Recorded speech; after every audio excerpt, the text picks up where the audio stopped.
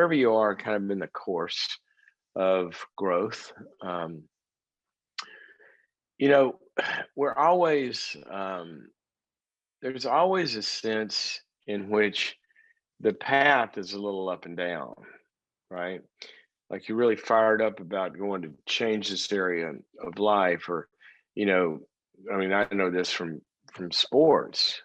Sometimes I couldn't wait for the alarm to go off at 5:30 in the morning to get to go to the driving range and hit balls. I was a competitive golfer. I couldn't wait to go work on it. I couldn't wait to.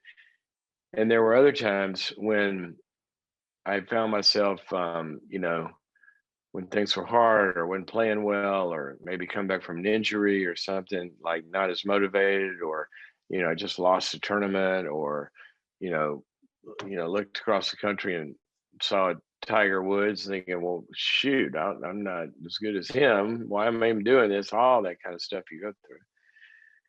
And motivation, it kind of goes up and down. By the way, that's why, and we talk about the science of change. That's why when they study change, motivation is not the biggest factor. You've always heard, well, if they wanted bad enough, they would do it. That's just not true. I mean, that's been so disproven. That's not why people don't. There are a lot of really motivated people that can't pull it off, and the motivation actually depresses them. In other words, it's inversely correlated. You really want something so bad, and you don't know the science of how to pull it off. It's like one of my favorite verses. It says, a desire, accomplished is sweet to the soul, but hope deferred makes the heart sick. You start to get depressed if we're not able to pull off what we want. So it wanes. That's why motivation is, it's important, but we can't depend on it. So I want to talk about that for a minute or two. Here's what I want you to do. I want you to maybe draw this out. Okay. You draw it out on a piece of paper, because you're going to hit this. It's going to happen in resolving conflict in a marriage. When you're working on your marriage, it's going to happen when you're, trying to lose weight. It's going to happen when you're, halfway through medical school. It's going to happen on anything that you're trying to accomplish. Let me get my, there we go. My computer working well here, so I can see as you're calling. So it's going to happen. So what do we do? All right, here's what I want you to draw out. In the beginning, when we start to really take something on, there's usually a high motivation. Motivation really goes up like this. And that's when you go to the store and you buy the workout equipment, or you order the books online, or you sign up for 8 golf lessons, or you found a marriage counselor and you and your spouse are kind of like, okay, we can do this. Everybody's committed, right? Everybody's in. And the motivation is high. Now, generally speaking, that high motivation comes from kind of one of two places. One is a really compelling desired future state. There's something I really want out there, and that's motivating me to do this. I want to go on vacation in June and wear the bikini. I'm going back to the high school reunion, and I want to look like I did then. You see all this stuff in the ads. Or much better than that, by the way, I want to be able to retire earlier and not worry about finances. Or I want my kids to have a college education, or. There's some compelling vision that motivates us to get started, and we go in the beginning. I want to get out of debt, all right? All of that. Okay, that's one source of motivation. Other source of motivation is not that we want something good that we don't have, which is a great motivation, by the way. The other motivation is I don't want a lot of this pain that I do have. Okay.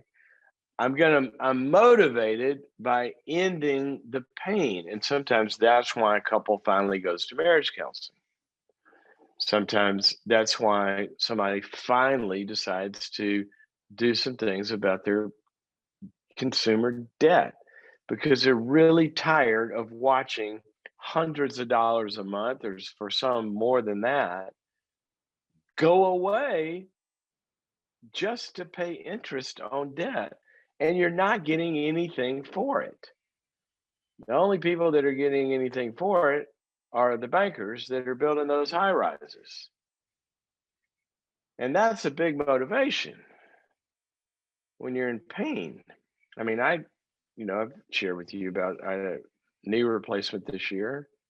It was hard, but finally, the pain, I had to go through it. I had to go do it. I ended up, you know, unable to walk last spring. So that's how we get started. We want something good, or we're trying to get away and end something bad. So then you take off and you get involved and you're doing all this. Then something happens as you're going through this curve. Okay. As you're going through this curve, you're going to hit, because we're learning new skills, right? We're also stretching ourselves into an unknown area.